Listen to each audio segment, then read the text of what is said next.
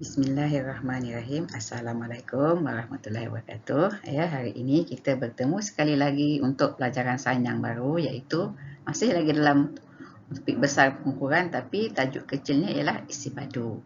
Okey, kita lihat apa yang kita akan pelajari pada hari. Okey, sekarang kita lihat apa yang kita akan pelajari ini ya murid-murid. Okey, yang pertama, hari ini kita akan belajar tentang maksud isi padu itu sendiri. Yang kedua pula, kita akan pelajari apakah unit yang sesuai yang boleh kita gunakan untuk mengukur isi padu. Yang ketiga, kita akan pelajari bagaimana kita ingin mengira bongkah isi padu bongkah dengan menggunakan kiub 1 cm ataupun kubus. Ya, dan juga bagaimana juga kita mengira isi padu menggunakan rumus.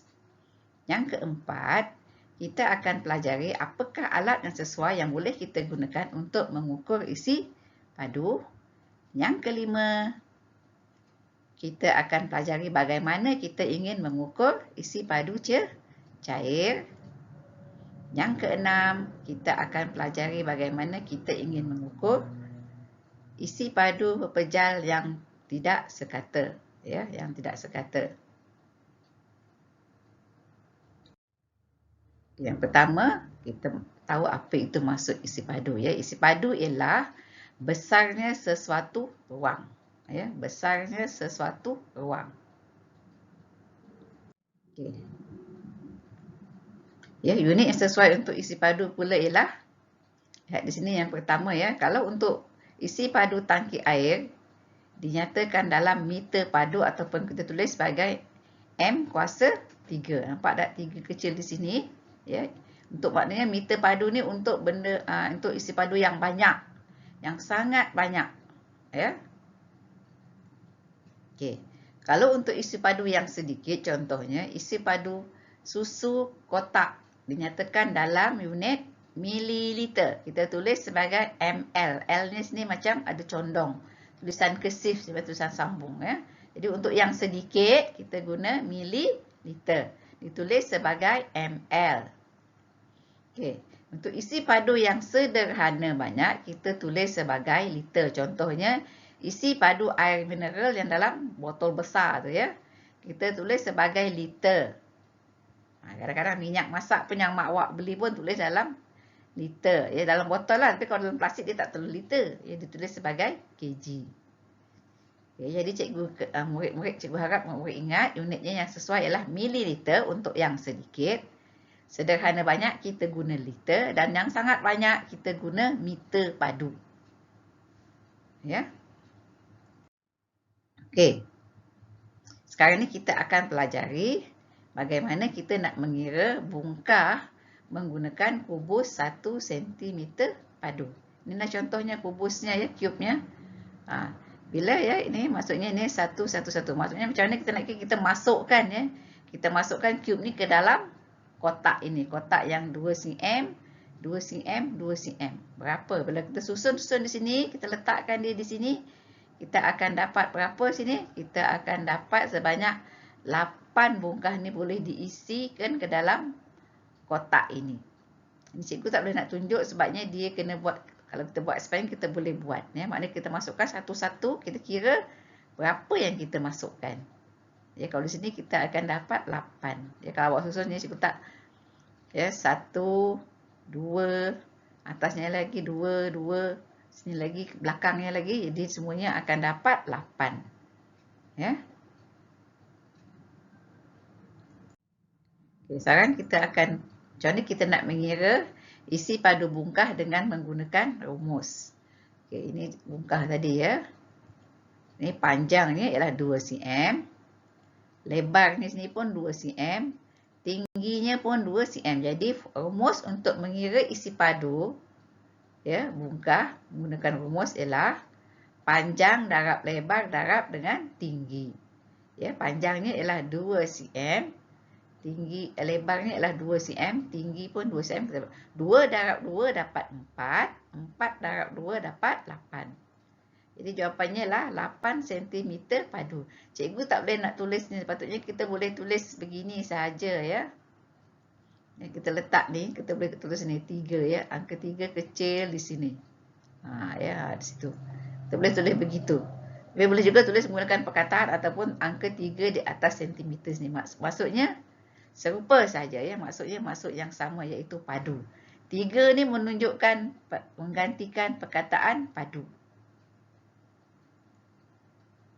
Okey. Kita lihat yang seterusnya. Ya, dekat sini maksudnya murid-murid perlu hafal rumus ya. Rumus isi padu ialah panjang darab lebar darab tinggi. Panjangnya 2, lebarnya 2, tingginya 2. Jadi 2 darab 2 darab 2. 2 darab 2 4, 4 darab 2 8. Ya, saya ulang lagi sekali ya. Okey, sekarang ni ini pula ialah alat-alat yang sesuai kita gunakan untuk mengikat isi padu. Yang pertama ialah beaker, kelalangkun, pica gari, silinder penyukat dan juga bekas bersenggat. Mungkin kamu pernah nampak ya alat-alat ni dalam makmal. Ya, macam pica gari ni kamu mungkin biasa lihat di rumah bila kamu makan ubat.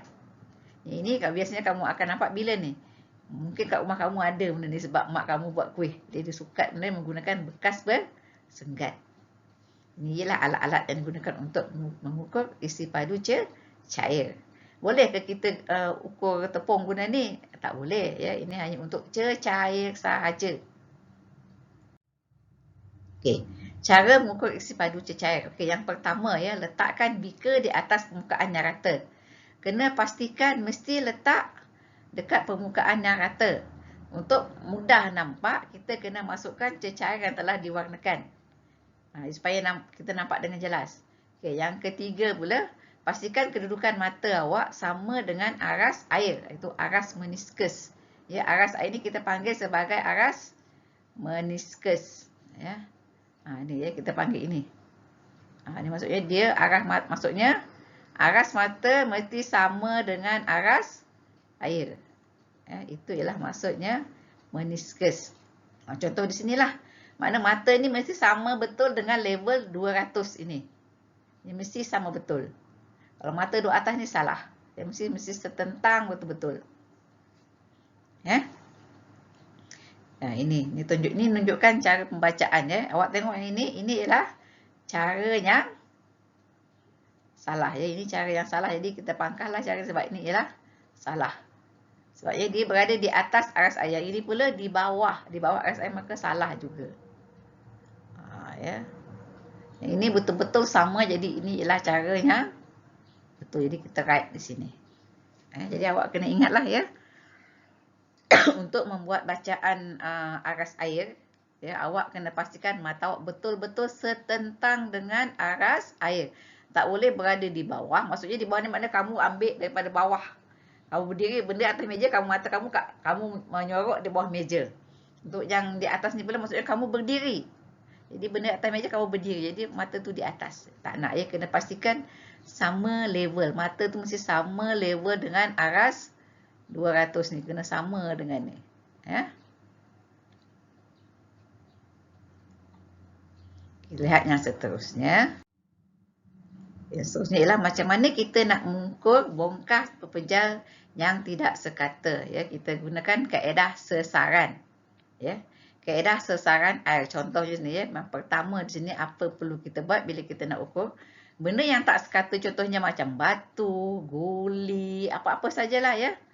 Yang kita tak boleh nak ukur. Maknanya dia tak rata. Lepas tu dikata-kata tidak sekata. Okey, yang pertama ialah bila kita buat ni, mula-mula kita isi air dekat dalam silinder penyukat ni. Kita kena baca isi padu awal. Contoh sini isi padu awal ni berapa di sini?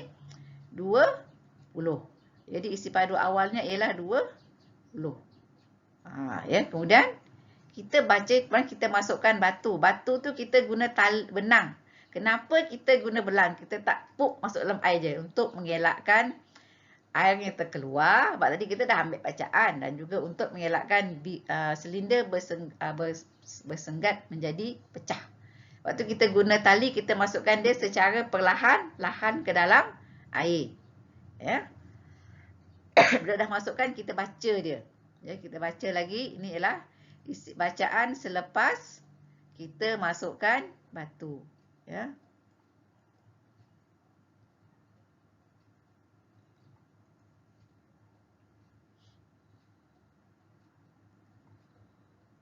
Yang kedua ini Ini kita baca ya. Dan yang ketiga, bila kita dah baca tadi 30 ml, kita akan kira isi padu batu. Isi padu batu yang ketiga ialah bacaan akhir. Ini bacaan akhir itu 30. Ni ya, 30. Tolak dengan bacaan awal. Bacaan awal lah bacaan sebelum kita masukkan batu, iaitu 20.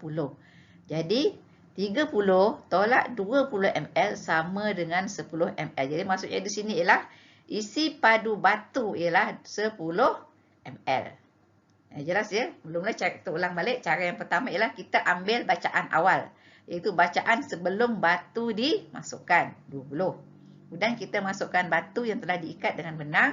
Kenapa ikat dengan benang? Supaya kita punya silinder penyukat tidak pecah.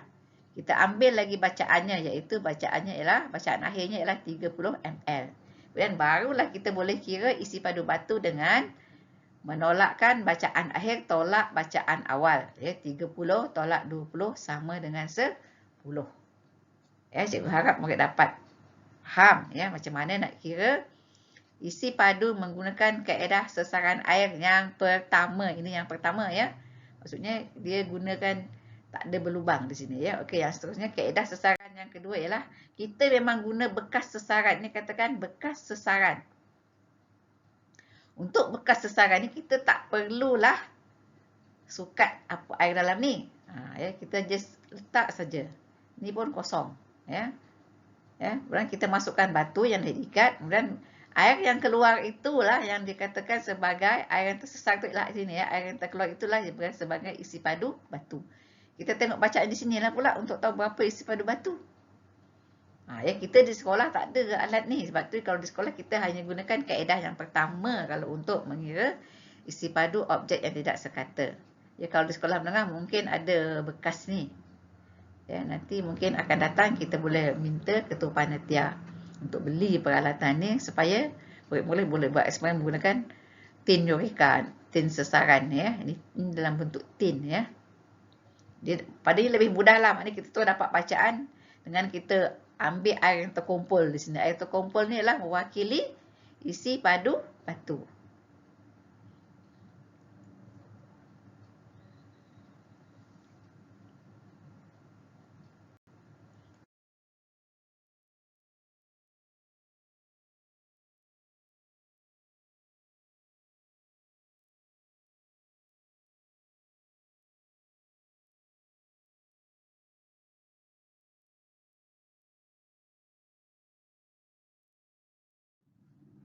Okey, sekarang kita akan lihat rumusan ya bagi apa yang telah kita pelajari pada hari ini. Okey, yang pertama, kita telah tahu bahawa isi padu itu maksudnya ialah besarnya sesuatu ruang.